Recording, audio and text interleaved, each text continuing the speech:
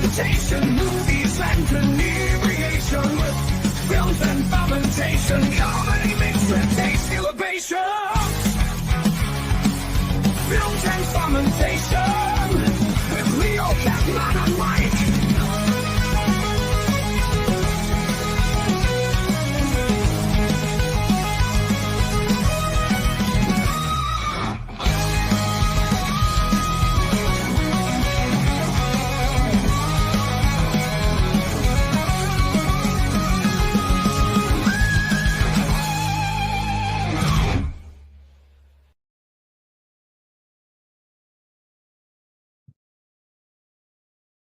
Hey, movie lovers, this is Leo, Mike, and Kevin from Films and Fermentation.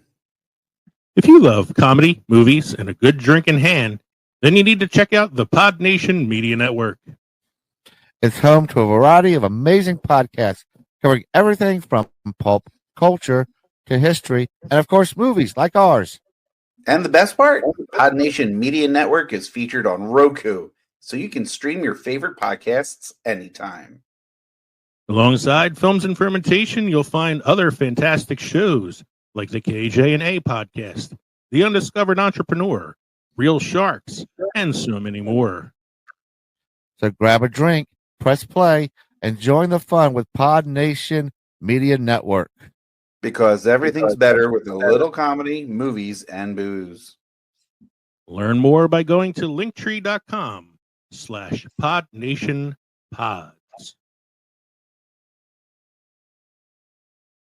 Hey everybody, welcome to Films and Fermentation. Tonight is our season 10 finale. I would love to be able to tell you how we decide when seasons start and end, but it always just seems to be kind of piecemeal. And Mars is in retrograde. Yeah, And the like, beer starts to run out. I feel like this season has been our longest yet because we just kept going. I'm just going to tell you how many weeks we're actually going to go. Yeah, so we 1 week before we go. 1 week before we start the new one. Yeah. So this is our season finale for season 10. It's called Last Call because we are looking at our favorite final scenes tonight. We have a big finale theme going here. We are not going to be back with a new episode for quite some time as we have a lot of stuff going on in our lives with our jobs and vacations and stuff. So we will be doing some either repeat episodes or some like best of episodes or something in the next few weeks. So You go to the archives and pull some of those first episodes out. yeah, I'm going to do episode number 1. Re-release episode First number 1. episode ever. Yeah. No, I thought it was rather pleasant. it was a fun episode. It really is a fun episode when you listen. It sounds like shit, but it was a fun episode. So tonight is episode 209, season 10 finale. Last call, our favorite final scenes. As I said already, we are Films and Fermentation, a movie and alcohol podcast, number 1 pop culture podcast on Good Pods, number 1 beer podcast, and TV and film podcast. I'm Leo. I'm Kevin. I'm Mike. He's Mike. He's We're 3 friends that like talk shit about movies while getting shit-faced. Welcome back to Films and Fermentation, the podcast where we drink more than directors yell cut and talk movies until the credits roll. This week, we're raising a glass to the greatest final scenes in cinema, the moments that stick with you long after the popcorn's gone. From freeze frames to plot twists, teary goodbyes to explosions you didn't see coming. We're covering them all. Think of it as the cinematic version of Last Call, because sometimes the way a movie ends is the reason you remember it forever. Don't forget to drop us an email at filmsandfermentation@gmail.com or visit linktree.com/filmsandfermentation to find all of our social media and podcast links. Become part of the Films and Fermentation family by subscribing to our Substack newsletter or by watching us on the Pod Nation Media Network on Roku. We're an independent podcast, which means we are listener supported. So please consider joining our Patreon for as little as $1 a month to receive members only content. That's right. For a $1 donation, I didn't come up with anything this week. It's the season finale. I got a lot going on with school. I didn't have time to think of a $1 donation joke. So just please give us $1. $1. I want $1. $1. Please, sir. May I have some more? Go to patreon.com/films of fermentation or purchase our merchandise at teespring.com or text us at 904-867-4466. What are we drinking tonight, gentlemen? I'll go first.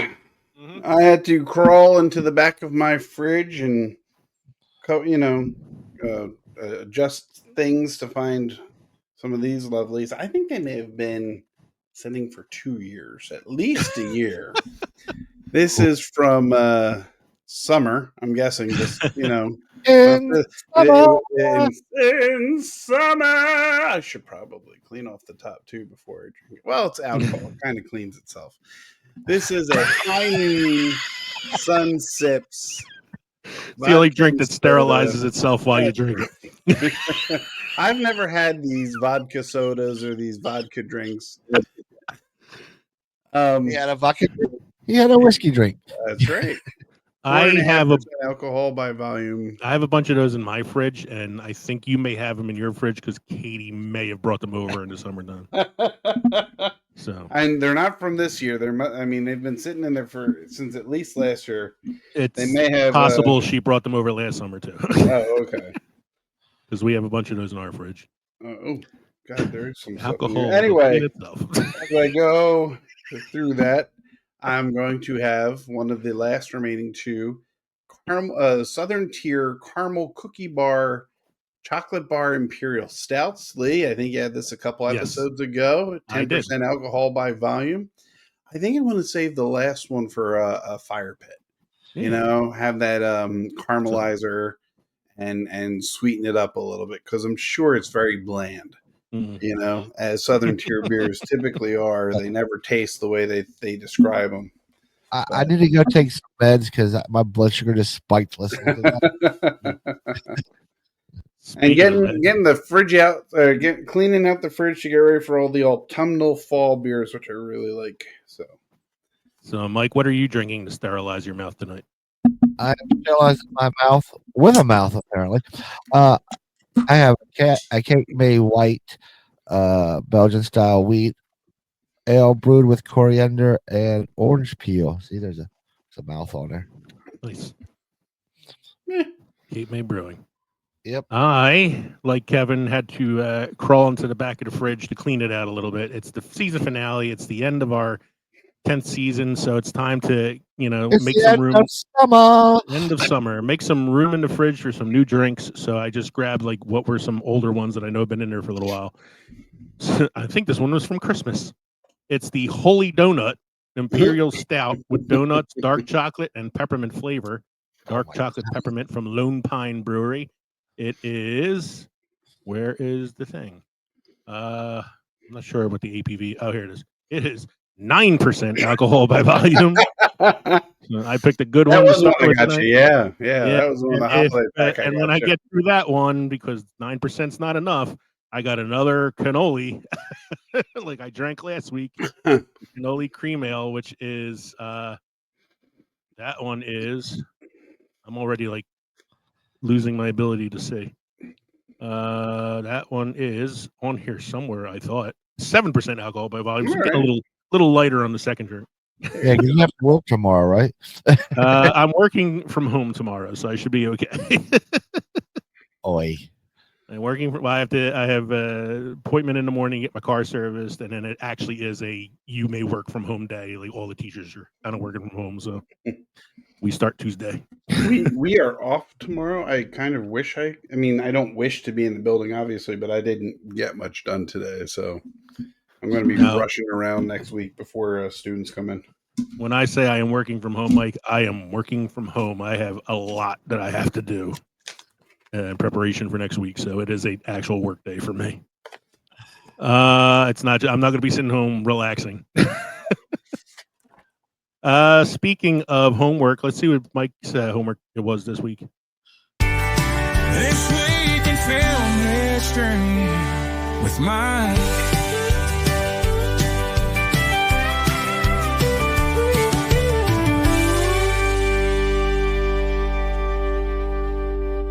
This week in film history with Mike.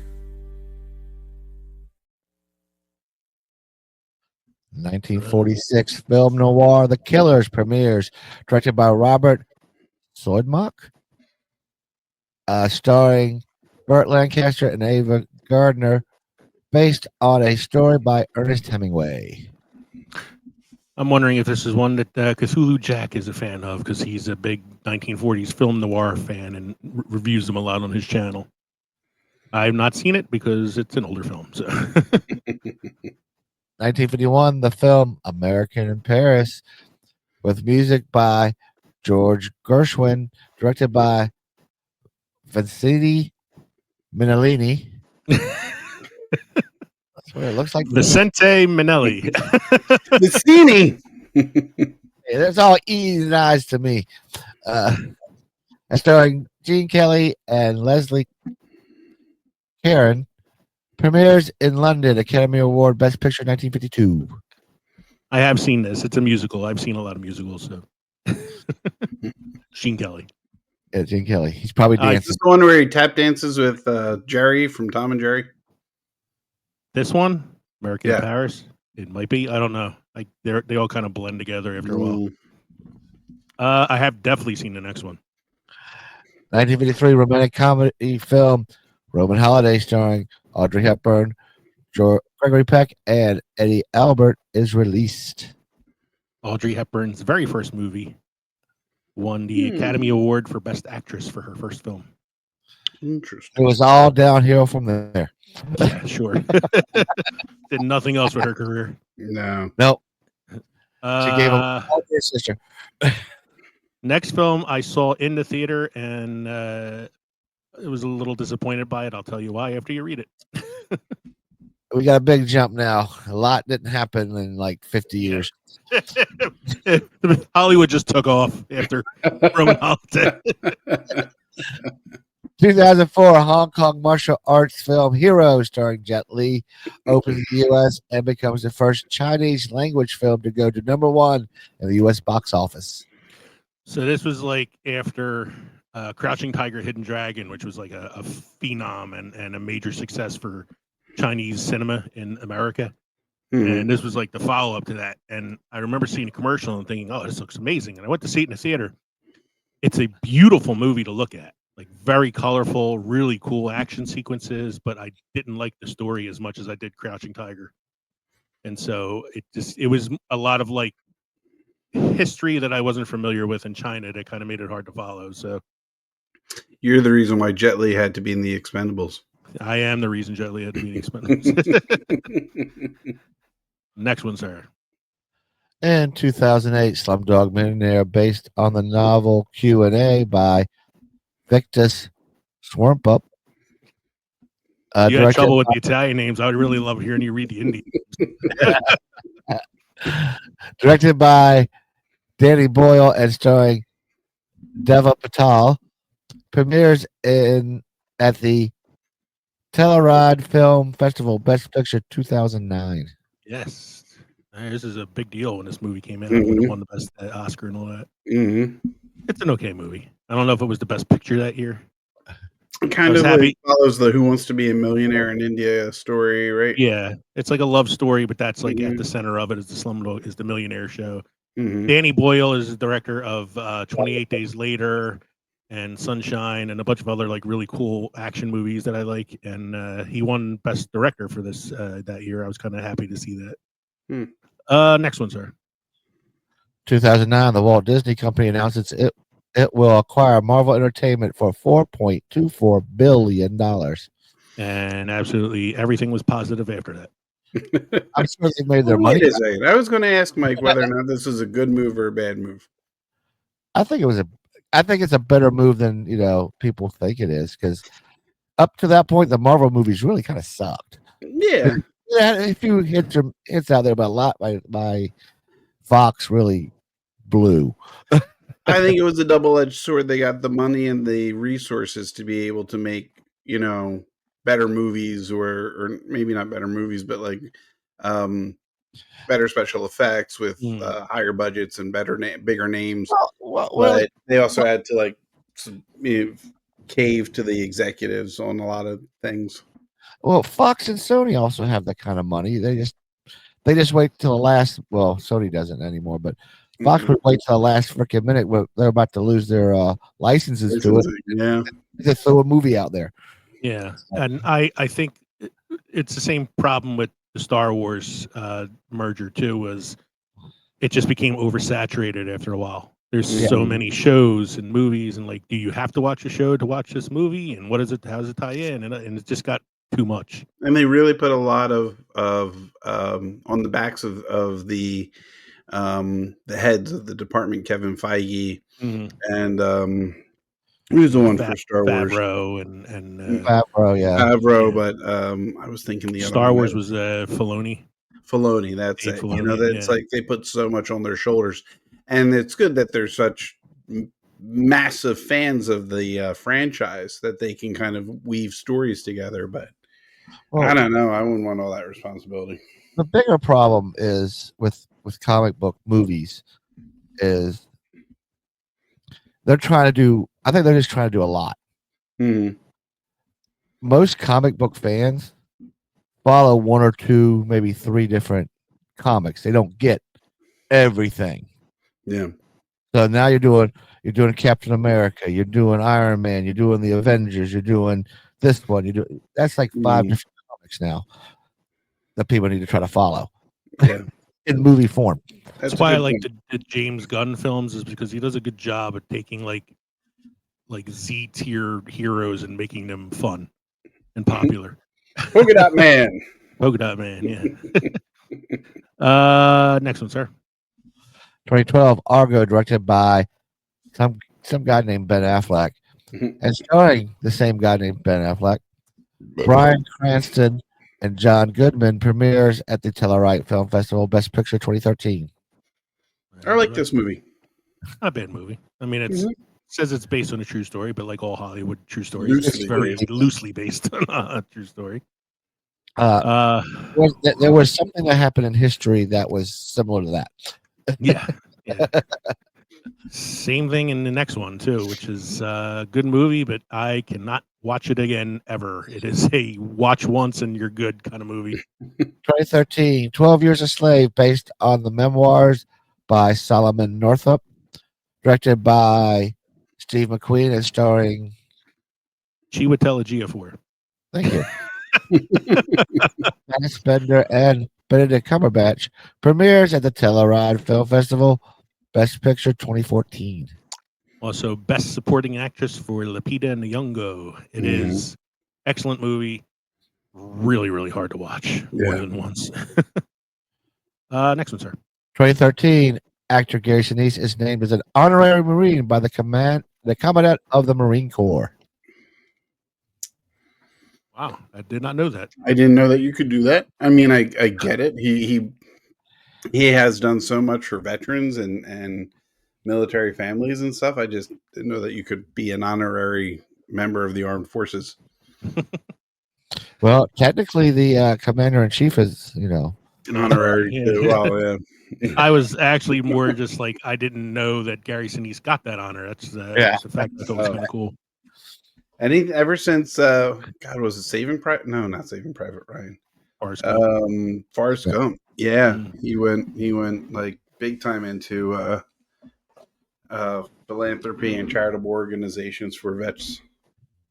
I don't know that proceeded, but well, it's the same thing like Hanks did with his philanthropy for World War II veterans and stuff after doing things like Saving Private Ryan. You need help with the director's name on the next one, sir? Just the last name. Go ahead. Birdman, directed by Alejandro Gonzalez Inarritu. And starring Michael Keaton and Zach Galifianakis.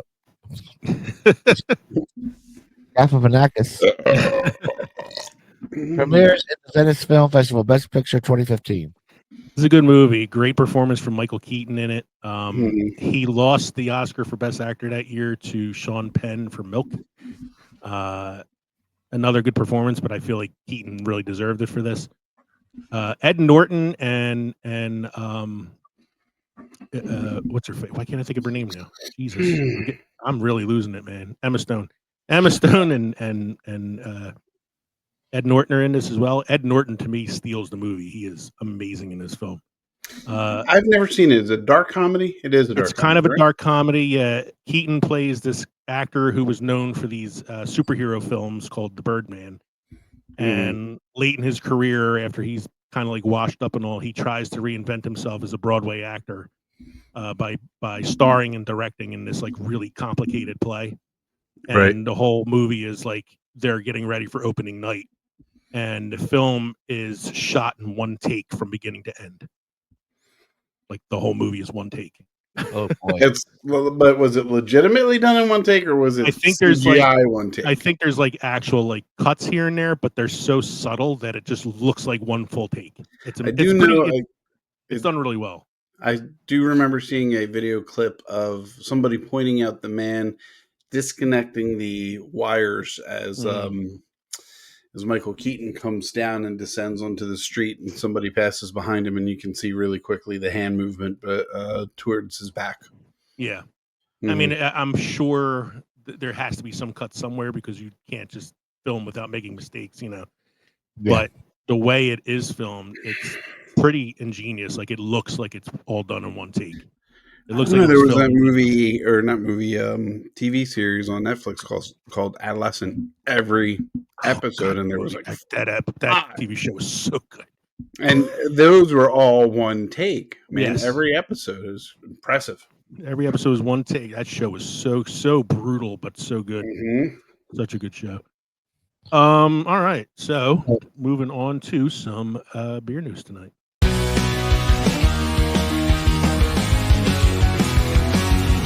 Kevin's here, he's here for beer. He's got news, it's beer news with Kevin.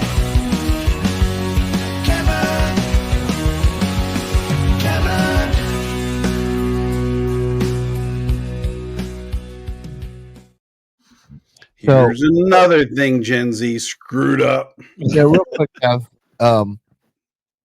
Since it sounds like we're all distracted, it's because we read ahead of this of what you're coming up, your headline there, and I'm just so like they did what the fuck. So I'm like I can't concentrate on what I'm supposed to be reading if I see that. How the fuck they do this? Now I am going to make an exception to this, Mike, and you may or may not agree. If the ice cubes are made with beer, beer cubes, you're icing, the beer cubes to go into the beer to keep the beer cold, and as they melt, they add more beer. Can you actually make beer cubes? I don't know. I've never tried. Alcohol doesn't freeze. Alcohol is notoriously hard to freeze. So well. Liquid nitrogen. I like the idea behind it. Katie makes coffee cubes to put in her iced coffee. So yeah, but that can't happen. Yeah. Not everybody has liquid nitrogen to freeze their beer. Well, I recommend people going out. Well, let's explain to the audience what we're horrified by. Yes, the New York Post has reported Gen Z is putting ice in their beers. Dun, dun, dun.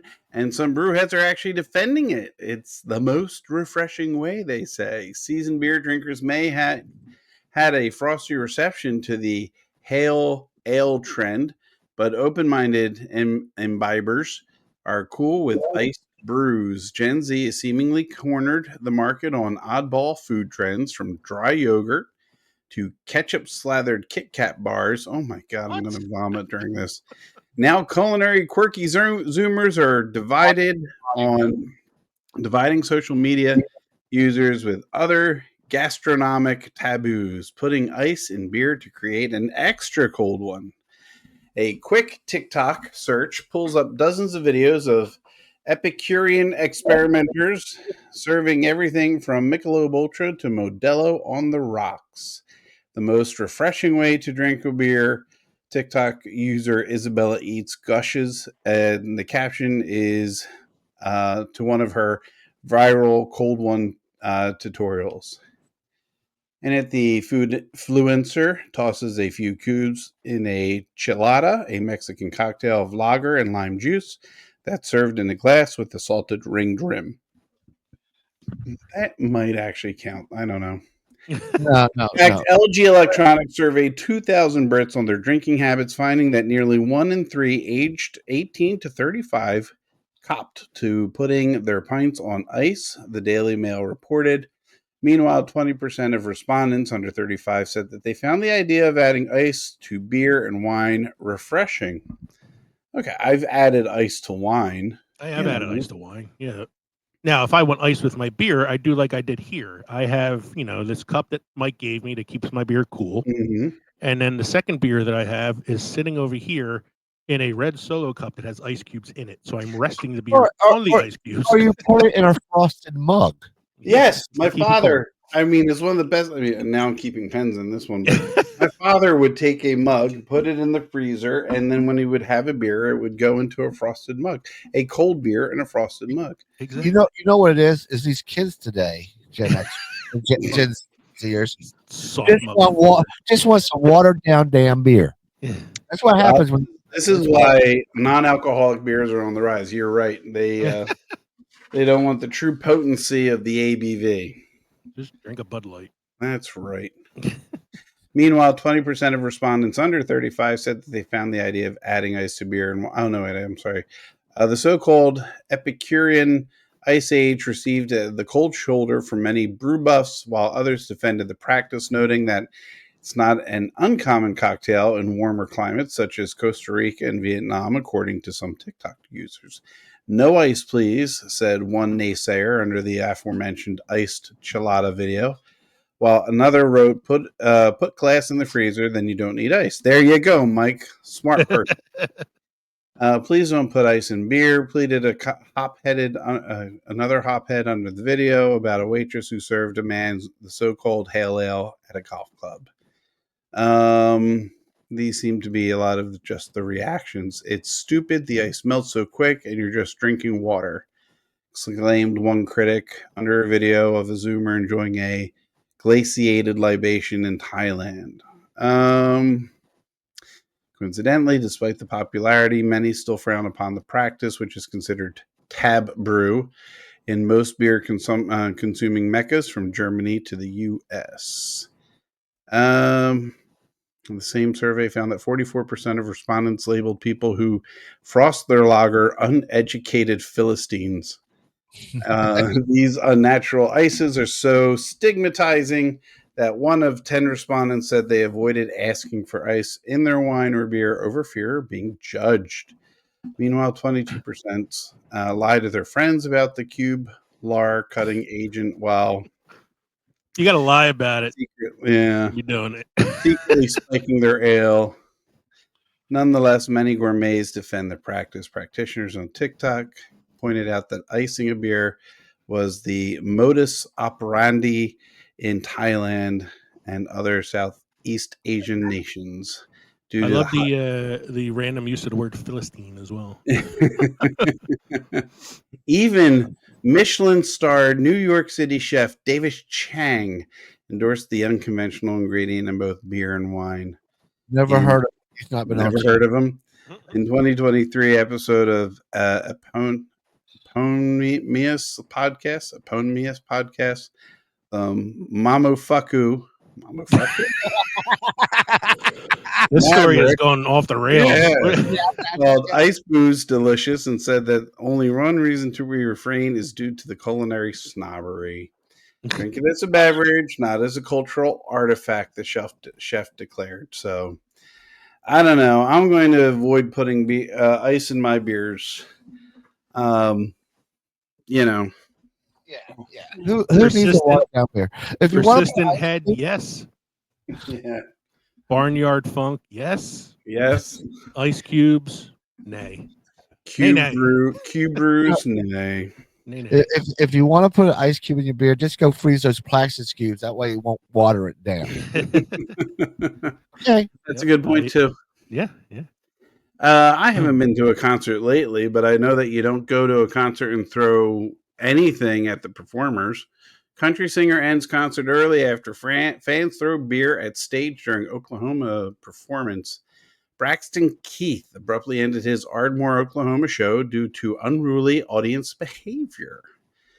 Country singer Braxton Keith has drawn the line on beer throwing at his concerts, this time for good. During an August 22nd Should be performance, selling beer anywhere. that's right, we're wasting beer. The rising star abruptly ended the show after concert goers exhibited some unruly behavior. In a TikTok video, here we go, more TikTok, shared by a fan in the crowd. Keith, 25, can be seen stopping his band mid-set before he snapped at the audience. Y'all, I know the most of y'all behaving yourselves tonight, he said. But there's a bunch of people out here that are having a good time, and then there's a bunch of people throwing beer. Keith continued with frustration. Listen, I don't come to any of y'all jobs and do anything like that to y'all. So until y'all can learn some concert etiquette, my name is Braxton Keith. Thank y'all for coming out to Ardmore, Oklahoma tonight. After a stern announcement, the Chase You Down crooner walked abruptly off stage as he took his guitar strap and fixed his cowboy hat. The performance ended earlier than fans had anticipated. Yeah, no shit. Reps for Keith did not immediately respond to Fox News' digital request for comment. This wasn't the first time Keith's concert got interrupted by disruptive beer throwing. I thought I reported on this earlier at another time. I remember you reading a report about something like this. I don't know if it was him or a different country singer, but I remember you reading something. Yeah. In April, during a show in Gilmer, Texas, Keith stopped performing to scold fans who threw beer cans at him and his band while they played Honky Tonk City. Instead of letting the chaos ruin the vibe, he took control of the situation at the time. Hey, listen up. Pause this shit. Keith was seen shouting at in a video he shared to TikTok. I didn't come here to get beer cans thrown at me, all right? This isn't a God expletive. God something Gavin Addock concert, okay? I don't know who Gavin Adcock is.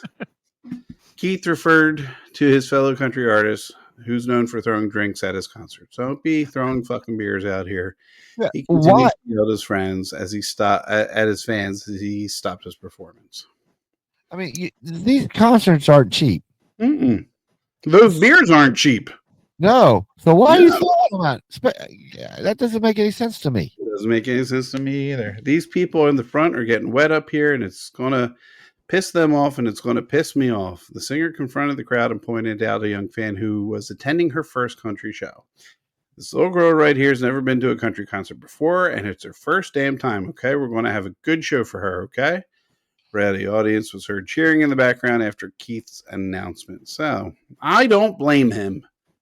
I don't one bit. I know concert tickets are expensive, and there's no refund for him canceling the show. But yeah, there's a certain responsibility, which I'm sure everybody should be aware of when going to these things, and they should be caught and they should be kicked out and banned from going to any concerts at that venue. Yeah, I mean, nowadays they should have, there should be security at these places. To get that guy out of here. Yeah, and honestly, with cameras being as small and as portable as they are, you should be able to have cameras places to be able to identify who the jokers are. Cheers. I feel like it's like sort of epidemic at the country concerts lately because it's this guy had it happen twice, and I'm pretty sure it was the other time you reported it was him. Yeah, I read somewhere of it happening at a concert of a female country singer, although I can't figure out who it was. I can't find the name. And it happened at a Luke Bryan concert. Luke Bryan is one of the more popular country stars, and it happened. He's a summer. I mean, he does a summer thing every year, doesn't he? Yeah, down in Mexico. Yeah. 80's favorite guy. Was it one of those anti country people out there get these concerts? Why would you buy a ticket? Why would you buy a ticket and then buy a beer? I hate you so much. I just gave you $45 of my. No, I'm sorry. Let me change. Yeah, it was $45 for the beer and parking. Well, it's the same idiots that go to a football game and throw the beer and get kicked out. Yeah, true. Yeah, very true. Or the baseball games because I can't afford those either. Yeah. No.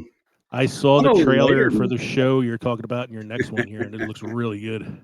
Succession meets Peaky Blinders. House of Guinness is Netflix's new drama based on the real family. Our autumn plans are sorted as Netflix has just announced a brand new series that's giving major Peaky Blinders and Succession vibes. Based on the real-life Guinness family, House of Guinness will air on the streaming site this September, and we can't wait. It's the extraordinary story of a family who happens to be the inheritors of the biggest brewery in the world. They're young, and they're given the task of taking on this incredibly successful brand. Creator Stephen Knight, who was also behind Peaky Blinders, told Tudum, the first priority is don't screw it up. The second priority is to make Guinness even bigger. Ahead of its launch, read on for everything you need to know about the gripping series. All right, House of Guinness has been confirmed to air on Thursday, September 25th. All 8 episodes will be available to stream on that day. So, question for you, Kev. Yeah. Question for you, Kev. Yeah. So, when you saw this article, did you read it before you put it on there, or you just put it on there because it said Guinness? Because I was about to say, is it the House of Alec Guinness? Oh, Mike, you know I don't read ahead of time. I like to be just as surprised as you guys are. That could have screwed up your whole thing if it was Alec Guinness. Could have been. Look, I don't know. I would have watched that too. I would have watched the thing on the House of Alec Guinness. I would have watched Talk Guinness to me about the documentary. bridge over the River Kwai. Yeah, but that's movie updates or something, not under beer news. No, but This is under beer and TV show and movie news. Yeah, and I saw the trailer for it. It looks really good. I'm really want to check this out. When it A little background: House of Guinness whisks us back to the 1860s, tells us the story of the powerful Guinness family set in the 19th century Dublin and New York. The story begins immediately after the death of Sir Benjamin, not Alec, Guinness, the brains behind the success of the Guinness Brewery. His passing and the contents of his will caused tension between his 4 children, Arthur, Edward, Anne, and Ben, as well as a group of Dublin characters whose lives and livelihood are closely tied to the Guinness legacy. Knight revealed that brothers Arthur and Edward are the heart of the House of Guinness, saying, I don't want to give away the plot, but they are given joint stewardship of the brewery and for very interesting reasons. Before he died, their father very deliberately chained Arthur and Edward together in responsibility for the brewery. You'll find out why as you watch. So I don't want to give anything away about the plot, but it involves beer. It involves beer. No. The best beers that ever beered. Looking at some of the casts, we see Jack Gleason, our wonderful favorite positive Joffrey from Game of Thrones. We see Michael McAlladin, who was the Lord Bolton on Game of Thrones. They seem to got all the positive people from Game of Thrones. Yeah. I'm trying to see if there's anybody else that stands out. I mean, they're all Irish and English actors, obviously. I don't. I'm trying to remember like who I saw in I'm bringing it up now because I remember seeing the trailer and I was like, I did recognize a few faces. Yeah. Anthony Boyle, Lewis Partridge, Fionn O'Shea, James Norton. I don't know any of these people other than Joffrey. Yeah. Joffrey. Well, if you look down, Michael McAlladin, he was Lord Bolton, the one that killed Lady Stark at the Red Wedding. I'm sorry, spoiler. Yeah, most of the rest of the actors in here look like they're probably all just like popular in Ireland. Mm-hmm. What? Red Wedding? What? Oh, Red Wedding. Yeah. Red Wedding. Right. So Guinness, the beer that not only acts as a beer but also acts as a base for, say, many stews and other beverages. It's a wonderful drink, and I'm looking forward to watching the series. All right. And Yes, I don't have any movie updates tonight, so we're just going to go to Mike's must try or beer craft destination. Okay, who are we at? Denver, a mile high beer capital. Also a high capital. Yes, very high, mile high. Denver has long been a city with deep roots in beer culture. Its first brewery, the Rocky Mountain Brewery, opened in 1859, laying the foundation for what would become one of America's most celebrated beer destinations. By the late 1970s, Denver was gaining recognition for its pioneering microbreweries and brew pubs, helping to kickstart the nationwide craft beer movement. Over the decades, this reputation has only grown stronger today. The city is not just home to a vibrant community of beer lovers, but also a must-visit destination for travelers eager to explore its breweries, bars, and festivals. The crown jewel of Denver's beer calendar is the Great American Beer Festival, one of the largest beer celebrations in the United States, drawing brewers and enthusiasts from across the country. The festival showcased thousands of beers and cements Denver's place at the center of America's beer culture. Quick snapshot is uh, in, in Denver they have 52 breweries, and the average price is $6 a pint for domestic. Domestic. All right, tonight's main segment, we're talking about movie endings. We're talking about, when we say movie endings, we mean the final scene of a film. So what final scenes stand out in your mind as so memorable that you can't stop thinking about them, or you look forward to seeing them every time you watch the film, even though you watched it a million times. So what we decided to do here is we didn't choose what we thought were just like all-time best final scenes. We chose our personal favorite final scenes from films. Now, for me, this was a hard list to make. Yeah, apparently. As the gentleman will tell you, like, I have a tendency to go way overboard when I try to think of my lists. I try to keep it as short as possible. I stuck to 6 movies, even though we were trying to do 5. You'll never hit 5. Yeah, I narrowed it down to 6. I had more than that, but thankfully, some of our listeners who wrote in gave us some of the other movies that I wanted to put on my list. So we'll find out what they are later. In the meantime, we're just going to look at our personal list of favorite final scenes, talk about why we like them, and just a note, everybody, spoilers ahead if you haven't seen some of these movies, even though some of them are like 50 years old. Gentlemen, can I interject with some late breaking? By late breaking, I mean I just noticed it now. Beer news. Sure. Knotted Root Brewing is bringing about 2 beers flavored like pork roll. What? Knotted Root Brewing is bringing around a mild pork roll, egg and cheese, unfiltered triple IPA, 9.5% alcohol by volume, and a Taylor ham, egg and cheese, salt and pepper ketchup. I can't tell whether that's an IPA or not. Hold on. Taylor ham or is it pork roll? This one's Taylor ham, egg and cheese, salted pepper ketchup is an unfiltered double dry hopped double DIPA. Features gobs of sodium, Monteco, Hallertau Blanc, and Vic Secret hops. This beer is dedicated to the salty, savory, oozing display of New Jersey's best breakfast sandwich. We will always debate what it's called, but we can all agree that it's something special. Think fresh squeezed American cheese, a poppy seed Kaiser roll, and cured salted meats. 8% alcohol by volume. It'll lead to a very smooth, savory, oozing night in the bathroom later. And then there's the pork roll, egg and cheese, SPK, an unfiltered triple IPA brewed with gooey base of flacked oats, chip malt, and white wheat. Oh, God. This savory liquid of Citra, Monteca, and Riwaka with a touch of vanilla. It's cautiously inspired by the other brand of our favorite New Jersey delicacy.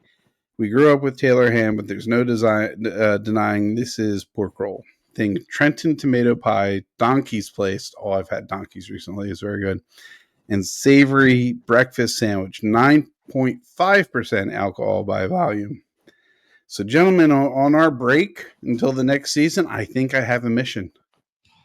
What I want to know is, after you try the pork roll and Taylor ham beers, let me know, do they pair well with the corned beef beer? I'm about to say, Kevin, you corned beef drinking motherfucker. Now we can call you a pork roll drinking motherfucker. All right. Sorry about that. That was a fun interjection. I couldn't wait 4 weeks to tell you about it. And be told right now, right here. Personally, I feel better for knowing it now. At least now I can avoid it. I actually want to try it. Mhm. The corned beef one wasn't as bad as I thought it was going to be, so this might actually be surprising. Anyway, back to the main segment tonight. So, as I was saying, these are our favorite final scenes, our personal favorites. I have 6 on my list. Mike and Kev have 5. So we'll start with one of mine. We know how to And, follow directions. Yeah, and I'm the one who makes the parameters, and I don't follow them. So, the first one on my list should surprise nobody who knows me well. That one of my all-time favorite movies also has one of my all-time favorite final scenes, a scene that originally wasn't in the film's final cut. It is the beach scene at the end of Shawshank Redemption when Red and Andy are reunited for the first time since Andy escaped from prison, and they meet on the beach and they smile and they walk up towards each other, give each other a big hug, and camera pans out slowly. A beautiful, very emotional, very sweet ending to a otherwise, Dark and dreary movie. dark and dreary movie. And an ending that wasn't originally in the film. The original cut had Red riding the bus out of Texas towards the Mexican border and talking about his hope and that he hopes to see his friend again and all that. And then it fades to black. And the audience test audience was not happy with this ending, so they went back and did a reshoot. And But it's implied, isn't it? I mean, it's implied that he's.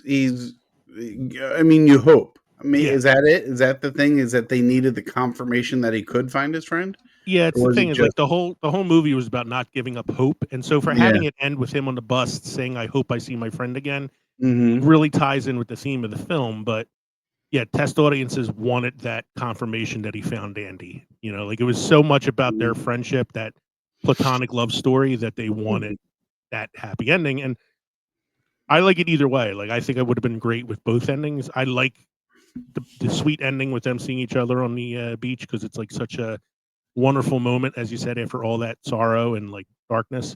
Yeah. But again, it is my favorite movie of all time, so it shouldn't be surprising that it is on my list, number 1 on my list. So I figured out how to make that ending the shitty ending now. Okay. It would have just stopped at, so was Red and just went to black and don't know if found yourself or left. That would have people off. So so you don't know what happens. Yeah, that's like the Sopranos final episode cut off, man. That's like fade to black. Get busy living, or get busy Get dying. busy. Damn right. It is. Or they just go get busy living, get busy, fade to black. Mike's number 1 on his list is a really good one. So, Mike, why don't you explain when we say final scene of this film, what are we talking about? We are talking about the very, very final scene where you see the crate being put into the warehouse. And he was pissed off going back and forth up the stairs. I'm talking Raiders of the Lost Ark. Yes. Yep. I wonder, like, if people remember that that's the final scene. If you haven't seen the film in a while, like, I know you probably think of the face melting scene. Yeah. No, we're talking about the box going into Warehouse 13. Yes. Never knew that Raiders was part of the Warehouse 13 universe. Yes. It's such a great ending because it's like, yeah, all of a sudden it's just an item in a warehouse. And when you went back and saw Indiana Jones and the Kingdom of the Crystal Skulls, you liked that callback. You liked that little Easter egg that, as he's escaping Area 51, he cracks open a box that actually has the crate of the Ark of the Covenant in it. That's probably the best part of that movie. Yeah. Probably the only good part of that movie. I was waiting for the addendum. Like, at least there was something good in that film. Michael, anything else you want to say about Raiders? I mean, it's a movie we talked a lot about. We could talk a lot of hours about it too. So no, we can go on. I'm sure it's anniversary coming up sooner or later for Raiders that we'll be able to do like a full episode on it. So yeah. First one that Kevin has on his list, a movie also we talked about a lot in the past, but God damn, what an ending. Look, I was torn between, Christopher Nolan's great for powerful endings, and it's torn between this and Inception, but I went with The Prestige. You know, the ending where it all gets wrapped up. You see the reveal, the third act, where you figure out who was the man in the box, so to speak, the other Christian Bale character.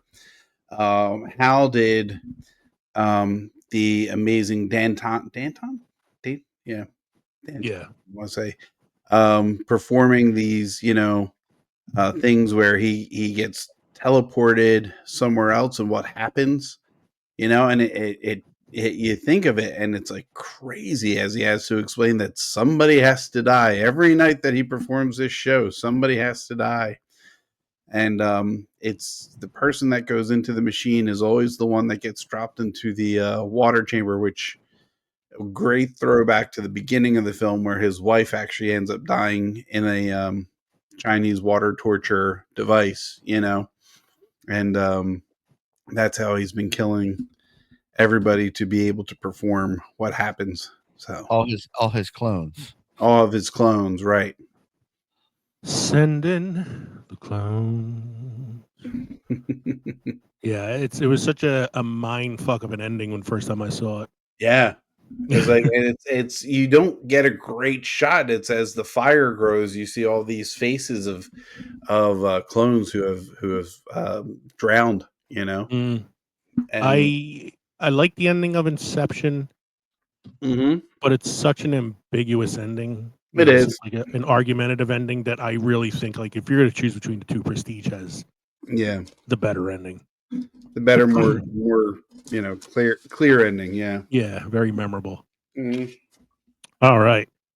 Second one I have on my list, a movie that we covered exclusively on its 50th anniversary, 1972's The Godfather Part 1. Not part And three. not Part 3, no. Part 1, which ends in a very ominous fashion as Michael Corleone embraces his role as the Godfather. We see his wife, played by Diane Keaton, looking on horrifyingly at him as a group of men come in and kiss the ring. And Clemenza goes over and closes the door very slowly. And then we fade to black. And it's like such a magnificent ending to such like a. Or Fredo. Yeah, I poor could have Fredo. done it. I'm smart. That's two. the second Not like movie. everybody says. That's the second movie. Two. That's after he gets. That's right before Michael has him whacked. What are you talking about? He went fishing. Yeah, as one does. But The Godfather has that very dark, ominous ending where it goes, where you have this character, Michael, who the whole movie was trying to stay out of the family business, whose father wanted him to stay out of the family business, and then at the end he becomes the most powerful man in the Corleone family, and ends on this very dark, gut punch of a scene. I think I saw a cut scene or a deleted scene, rather. It was a scene where Vito was talking to Michael. Michael was in full military uniform, and Vito had a fedora and everything. And he's asking what's his plan after the military, after he's done, and how much Vito was like, no, I got plans for you. And he goes, no, I want nothing to do with you, Mm-hmm. And I don't remember that from the original movie. It must have been No, that was a deleted cut scene. scene.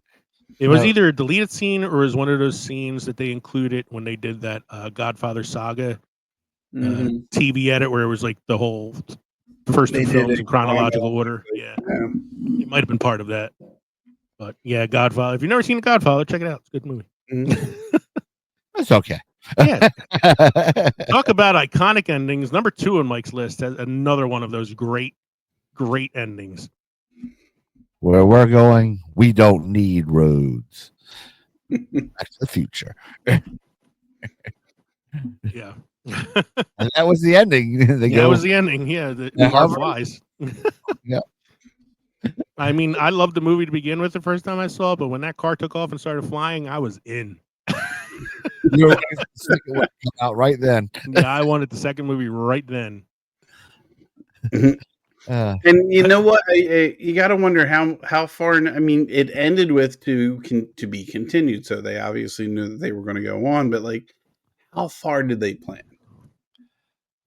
I think Just the second movie. I don't think they should plan for the third. no, Is no. that- I think they had an idea for a trilogy. I'm not sure if they were definitely planning on doing the Western thing for the trilogy. Because they filmed number 3 right after number 2. Because Mhm. they came out in almost successive years. So Yeah. I know they had a plan for a trilogy. I just don't know if they had it like totally planned out after number 2.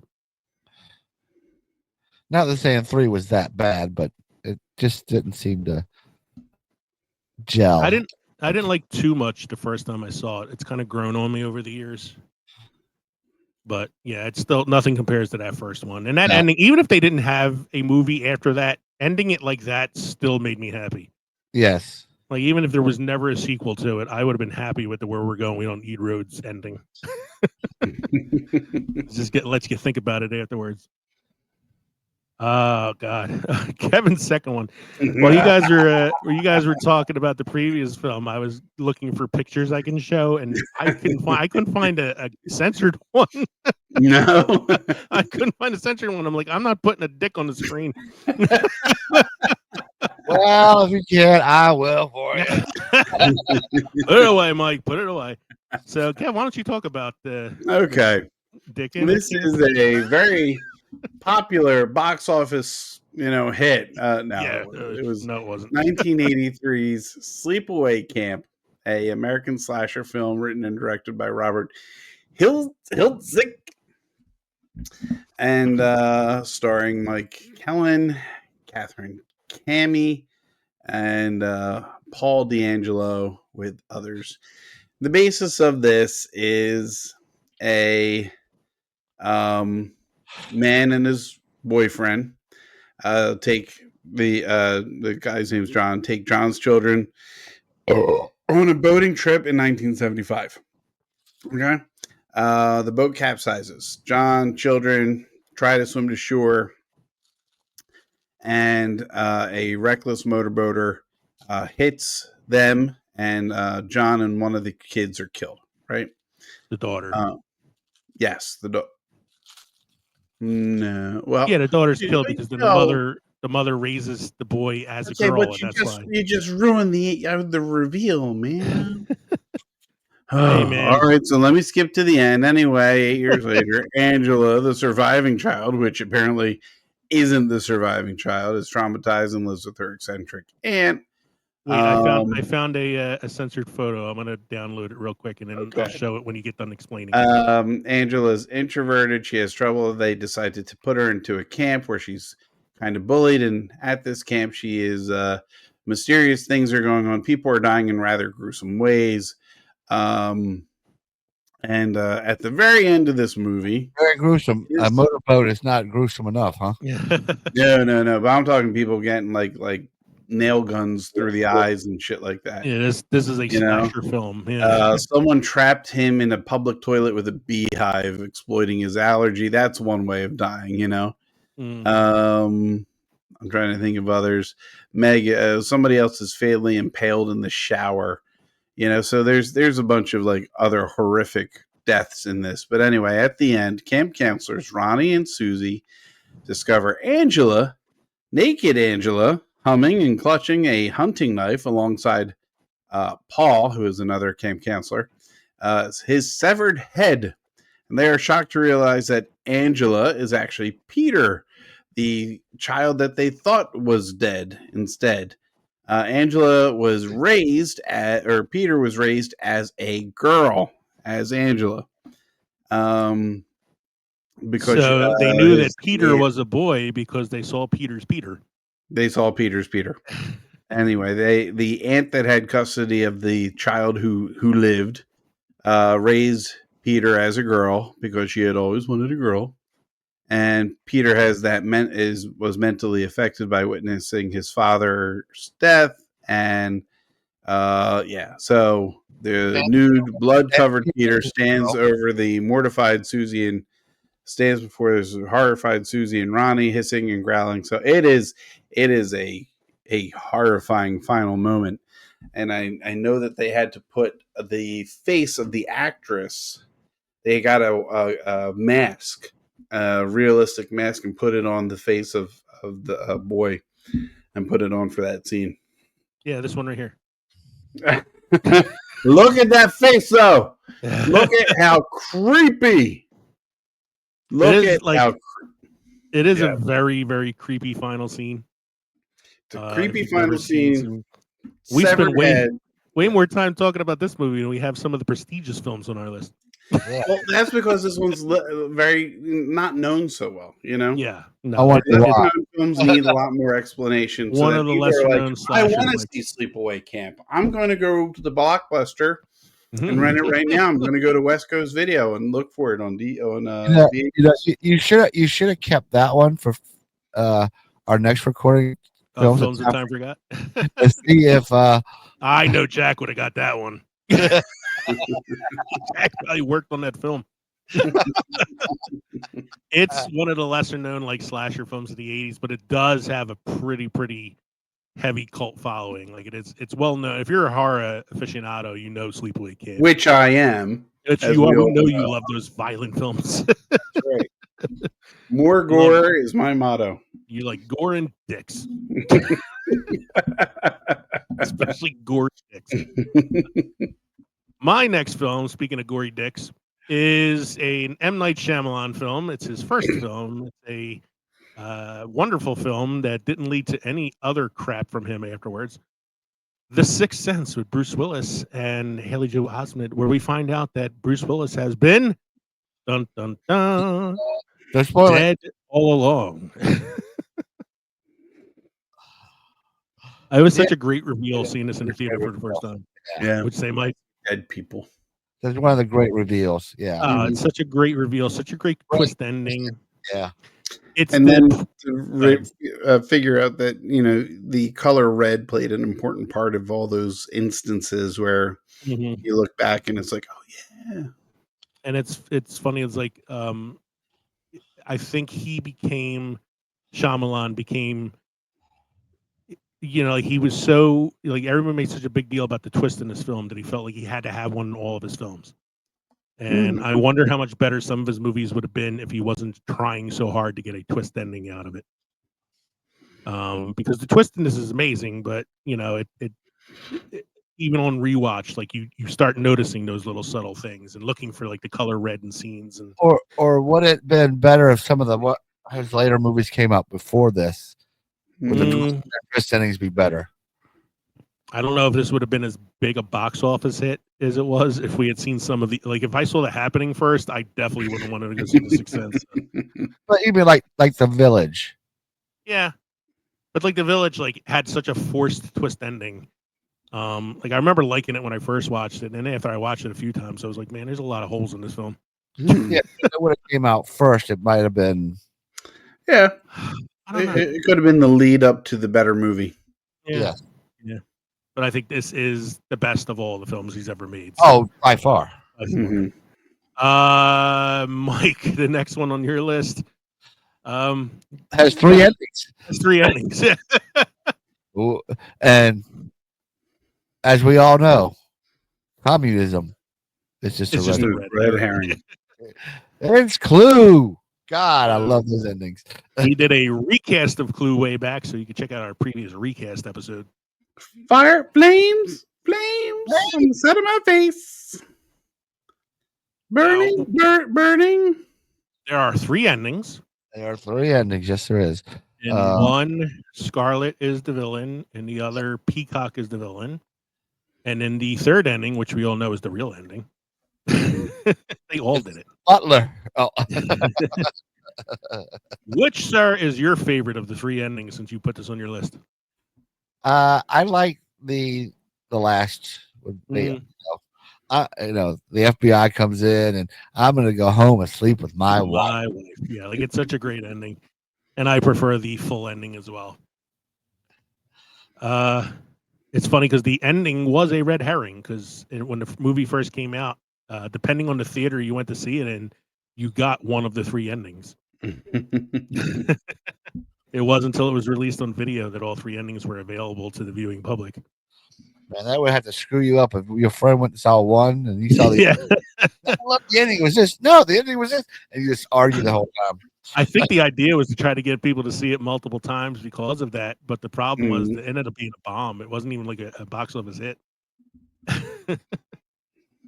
But now it's a cult film. It's one that we all quote and watch all the time. I'm gonna go home and sleep with my wife. Let's see here. You have anything else you want to say, Mike, or should we move on? We can move on. Okay. I don't want to Kevin go has too deep the movie itself. Third movie on Kevin's list. Great ending. Go ahead, sir. Yes. No one talks about it. Okay, We can't talk about this ending. we can't talk Can't about talk it. about it. We're talking about, or not talking about, as the case may be, Fight Club, where it is revealed that the narrator is actually Tyler Durden, and he is not bipolar. What am I thinking of? Dual personality, multiple personality disorder. I know there's a newer term for it, but that's essentially what it is. Dissociative identity disorder. There you go. Associative identity disorder, where Dissociative. The idea. dissociative, yes. Yeah. Dissociative identity disorder. Anyway, yes, the Edward Norton character, who I believe just going through the movie, we only acknowledge him as narrator, if we acknowledge him at all. Yeah, he doesn't have a name. And we find out, the flashbacks of who's giving the orders and what's going on and what had happened. And he is actually Tyler Durden. Tyler Durden's calling the shots for Fight Club and everything. And at the very end, he's trying to get rid of the additional personality.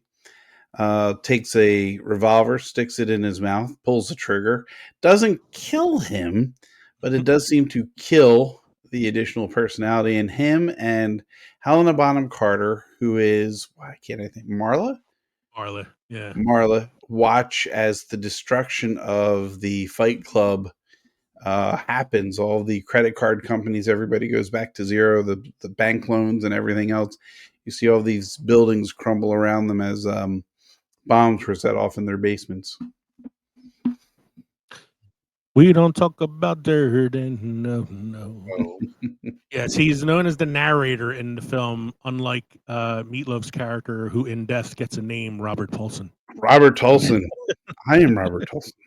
I am In Robert death, Paulson. we are all Robert Tolson. But none of us are the narrator. Yeah, it was such a. It's another one. Like, I love when they go back and do like the flashbacks of all the things he did, like to himself, as thinking it was Tyler, like hitting himself in the face, throwing himself out of a truck. All the people looking at him like crazily because he's talking like somebody else. And, and it also has some great scenes in it aside from the final scene too. Like just all of the little Easter eggs, the little cuts, the little the edits in the film, edits in the film, which one of them is a dick. You got a theme going tonight. Dicks on Film. That's gonna be our season 11 premiere. Dicks on Film. It's about detective stories. It's about detective stories. We should do a detective story episode. Just call it Dicks on Film. Tracy. You mind if I call you Dick? Good night on Films and Fermentation. Dicks. Oh, I can't imagine what that promo photo is gonna look like. There's a lot of ABVs in these beers I drank tonight. Oh my Lord! All righty. So my next movie, speaking about dicks on film, The Silence of the Lambs. Oh, that's a great final scene. Great final scene. I'm going to have a friend for dinner. Dr. Lecter. So he's escaped Dr. Lecter, and very final scene, Starling gets a phone call at her FBI graduation ceremony, and the phone call is from Dr. Lecter, who has followed the head of the mental hospital that he was a prisoner in for so many years, followed him to some country. I'm guessing it's like Haiti or Dominican Republic or something like that, and has followed him there, where he will most assuredly kill him and eat him. And it ends with that great line, "I have to go, Agent Starling. I'm going to have an old friend for dinner." and then him walking slowly down the street following Dr. Chilton. Yeah, it's such a great ending. Mhm. I made the dick comment because of the whole tuck back scene with Buffalo Bill.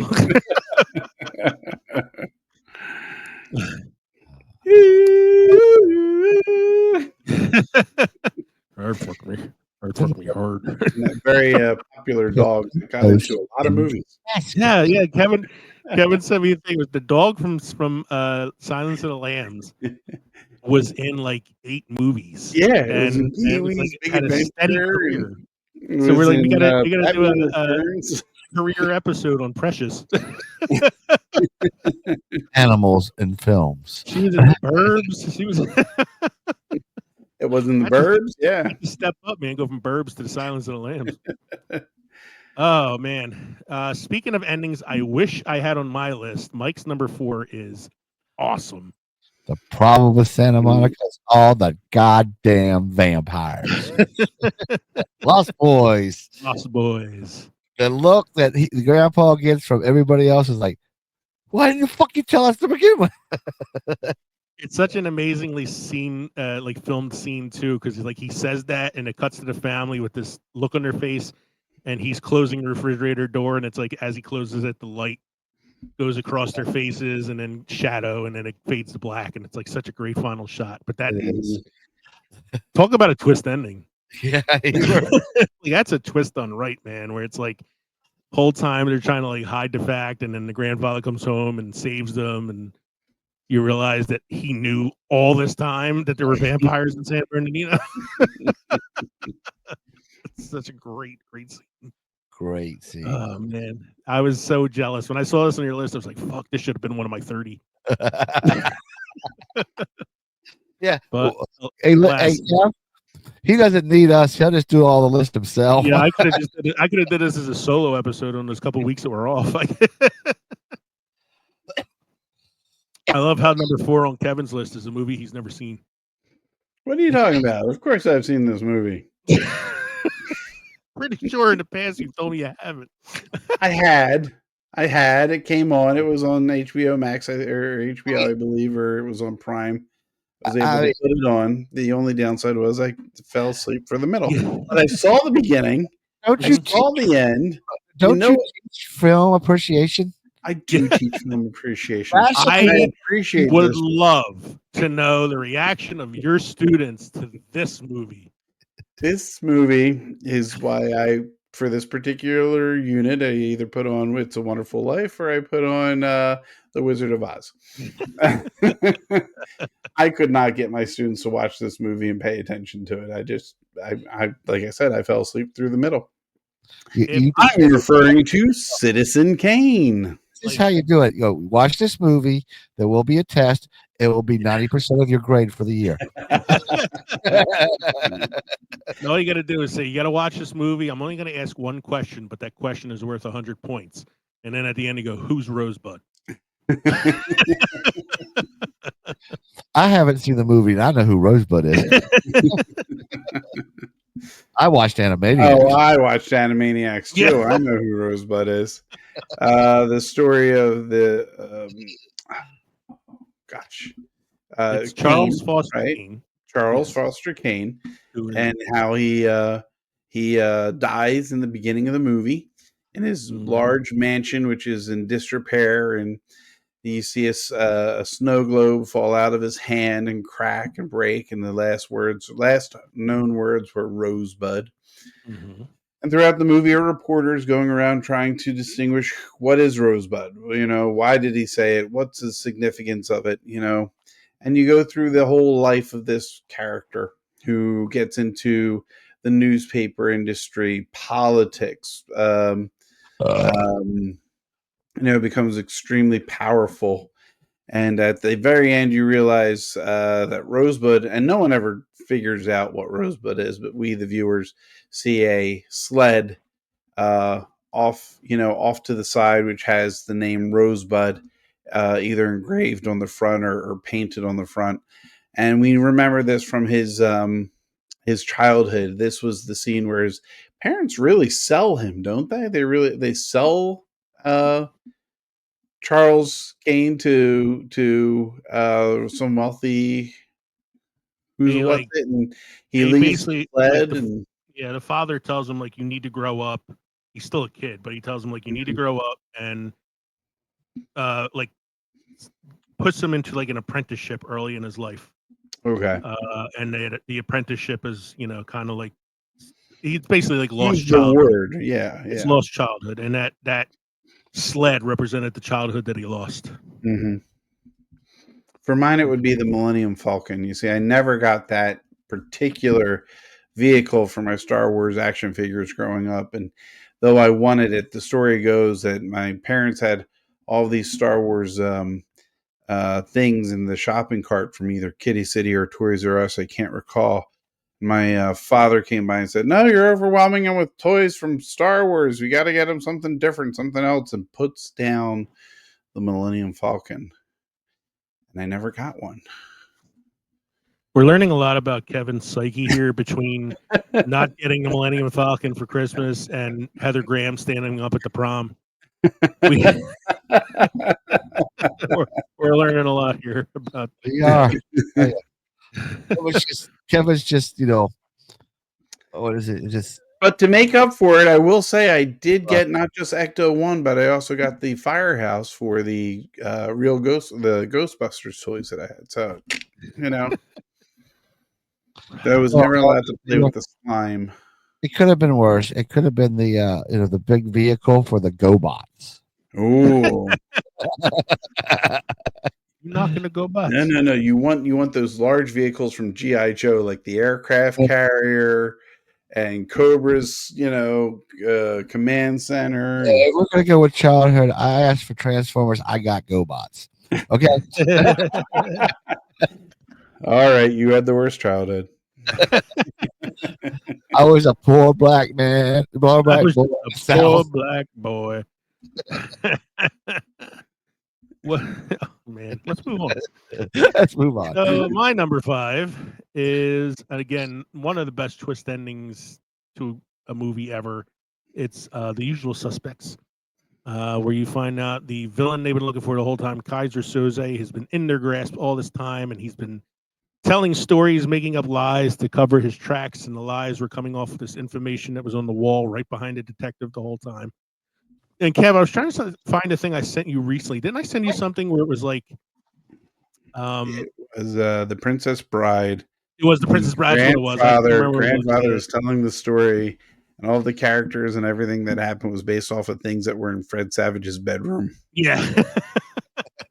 It was like a play on the ending of The Usual Suspects, which is such a great twist ending where you realize, oh my God, he was sitting in front of him all this time, and by the time he realizes it and chases after him, it's too late. He's gone, because just like that, the devil makes sure you don't believe that he's real. So it's it's really, really such. It's. I always say it's a movie that I wish I can watch for the first time all over again, because it was such an impactful ending.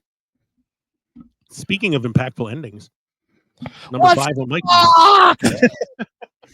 which of course is not the ending. No.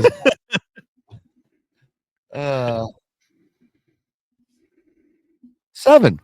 Yeah. Yeah.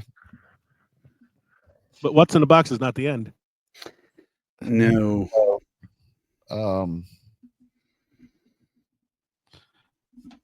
Wasn't the now I'm trying to remember what the ending is. He kills him, which Yeah, he kills him. Yeah. yeah, he becomes Wrath, which was the Right. goal. Ultimate goal was to have him become Wrath. Right. Well, what's in the box is part of that ending. It, like, leads to that John scene, Doe yeah. got what he wanted. Yeah, John Doe got what he wanted.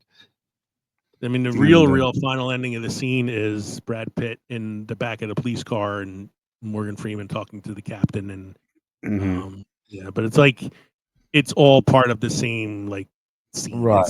From the time they arrive in that open field to the credits is like the final scene. So it's And all the big reveals, that It's it's what's not in the box, it's his yeah. wife's head, and they were expecting, and yeah, it is like a pretty brutal, very memorable ending when you kind of think about it for a while afterwards. Poor they Gwyneth Paltrow. actually made a head for Gwyneth Paltrow for like a shot in the box, and I was like, oh, that would have been. It's like it's like a Mandela effect thing, man. Because there's so many times like I swear you see it, but then you don't.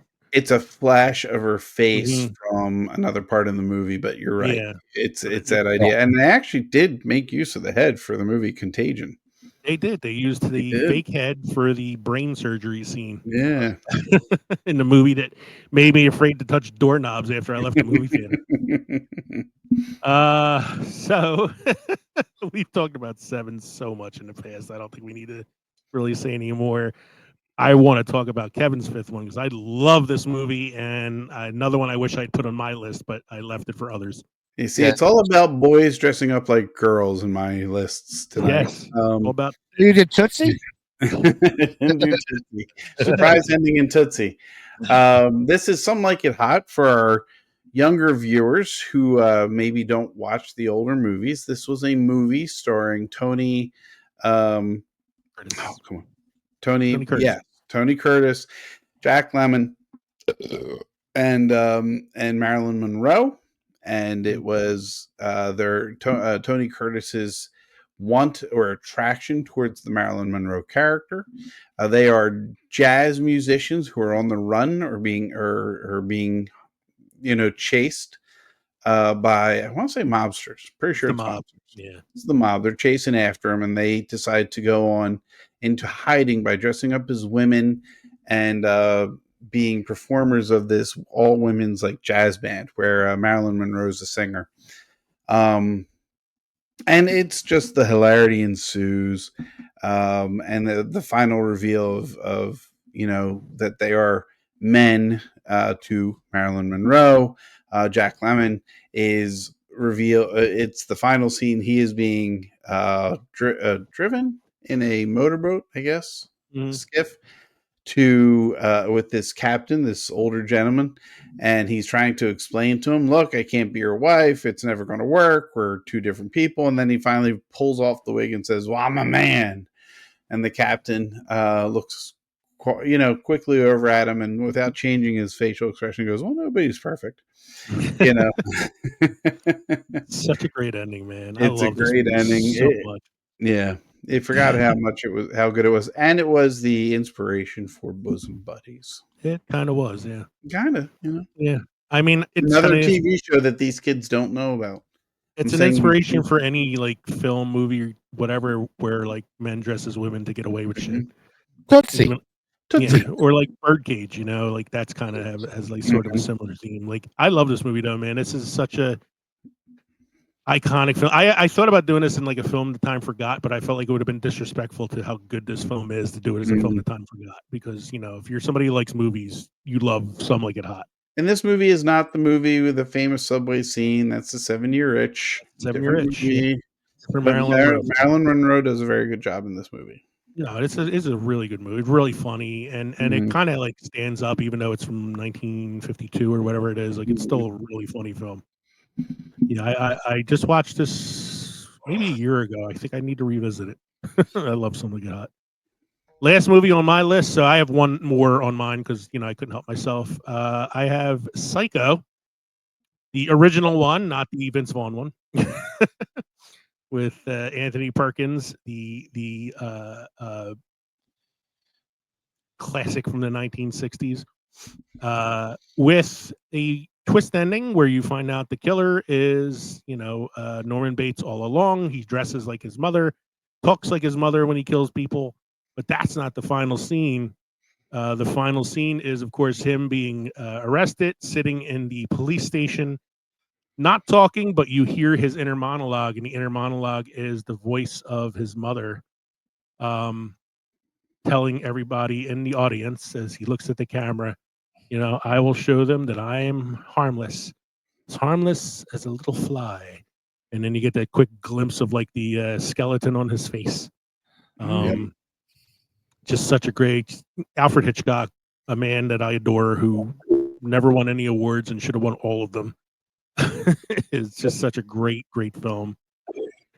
It's not just like the best, like a really good like twist ending too. It's just like it has a twist beginning where the top billed actress is killed 10 minutes into the film. Mm-hmm.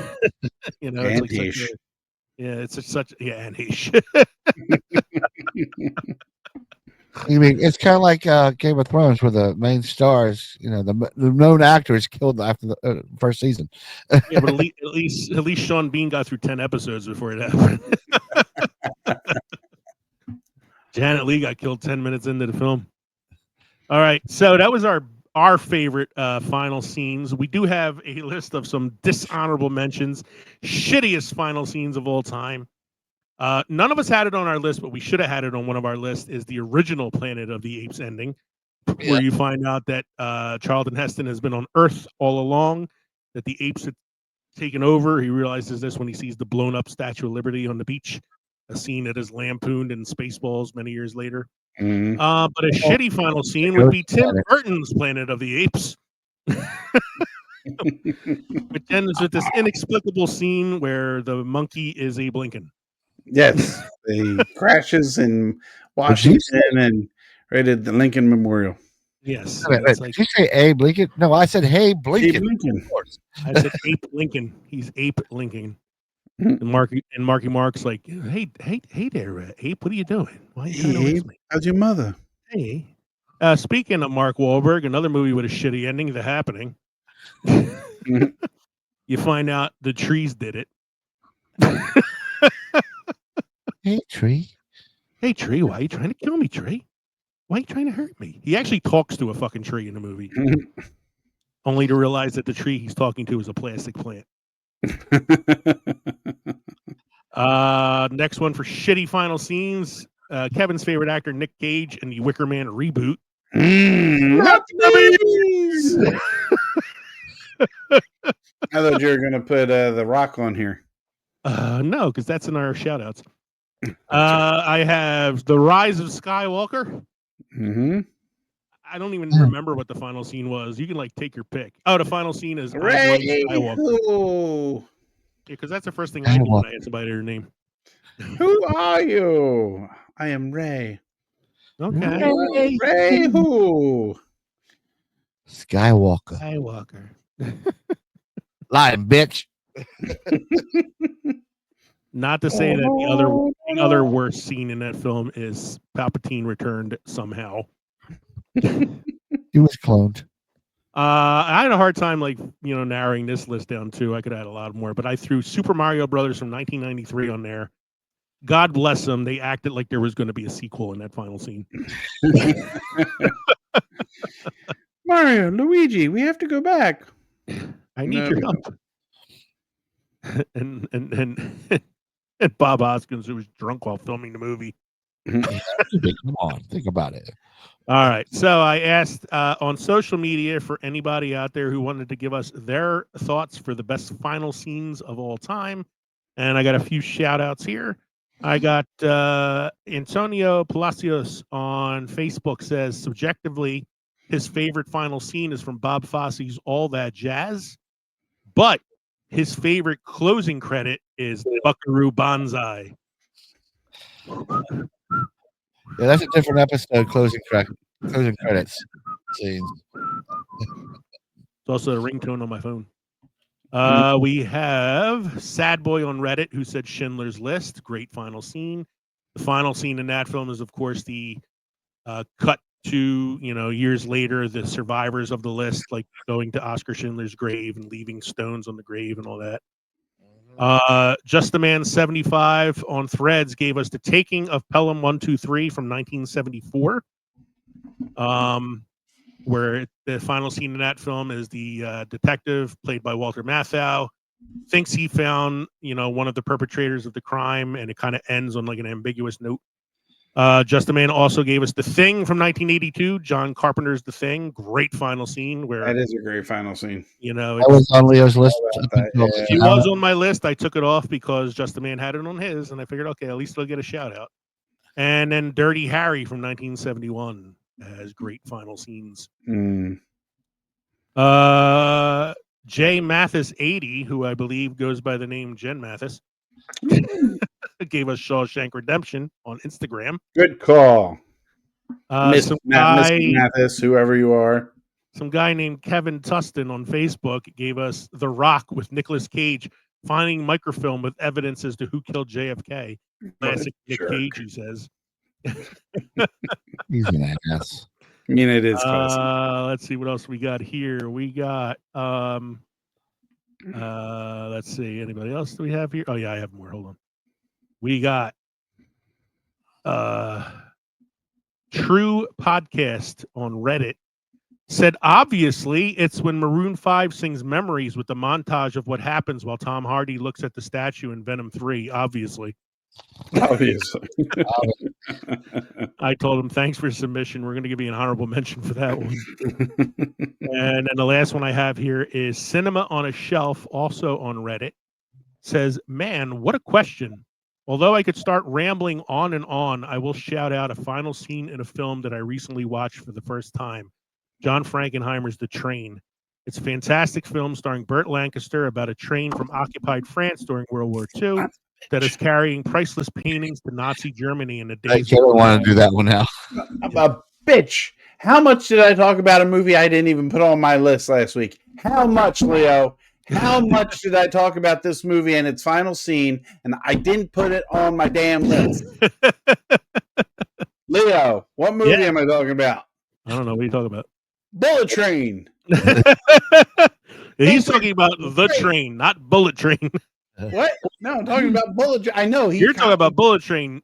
Cinema on a Shelf is talking about John Frankenheimer's The Train. Okay, well, he kind of rocked my memory because I forgot to put Bullet Train on my list. I got 6. Bullet Train. Bullet Train. Where the girl gets hit by a truck of tangerine. Tangerine truck. Now, getting back to Cinema on a Shelf's response, I saw this movie once, and I saw it in one of my film theory classes in college. So it's been a while since I've seen it, but I do remember it has a pretty powerful ending that I'm not going to like spoil because for one, I haven't seen it in a while. I need to rewatch it myself. So thanking everybody who gave us a shout out there. We hope you enjoyed. Nobody said They Live. Nobody said They Live. No. What's wrong, baby?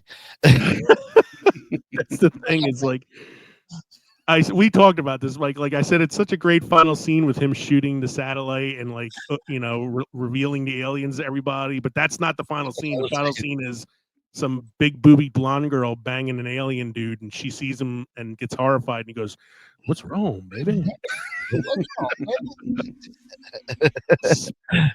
Credits. I have no segue. Mike, you have any beer history or trivia for us this evening? I got no segue into this. I got some beer trivia. A limited edition bottle of Nail Brewing's Antarctic Nail Ale was sold at auction for approximately $1,300 US. The Australian Pale Ale is a limited edition brew using water from Antarctic ice. Proceeds from the sale of this beer went towards marine conservation. I can't afford that kind of a beer. We should chip in and then we can buy a beer and share it. That's right. That's still like $400 a person for the 3 of us. We'll use the kitty money we make off of advertisements. Oh man, we were waiting for a while. Cinema quote of the week, sir. I know very little about acting. I'm just an incredibly gifted faker. Kevin Tussin. I mean, Robert Downey Jr. that sounds about as Robert Downey Jr. quote as he can possibly get. Yep. Let's revisit our drinks while I'm still conscious. This, excuse me. This high noon didn't have nearly enough caffeine, but I will say I expected less and I got more. So I was okay with it. I maybe turned my nose up a little too soon at, drinking these. And I'll have to go back in my fridge to see if there are any more.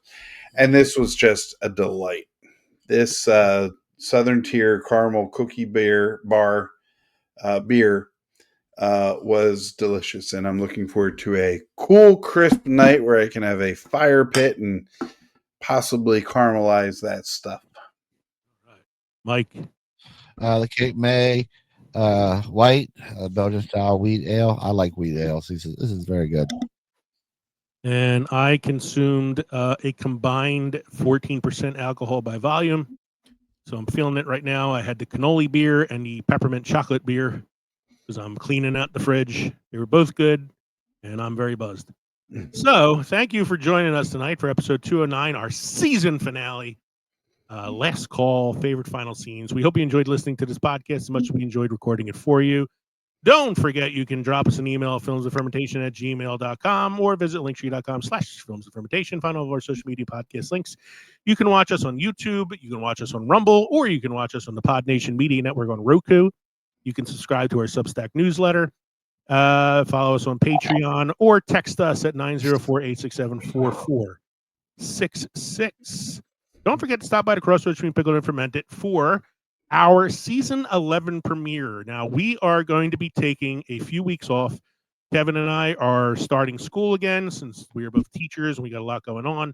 Mike is going to be going away for a week or two. So we're going to be dropping some possible re-releases or best of episodes in the next few weeks.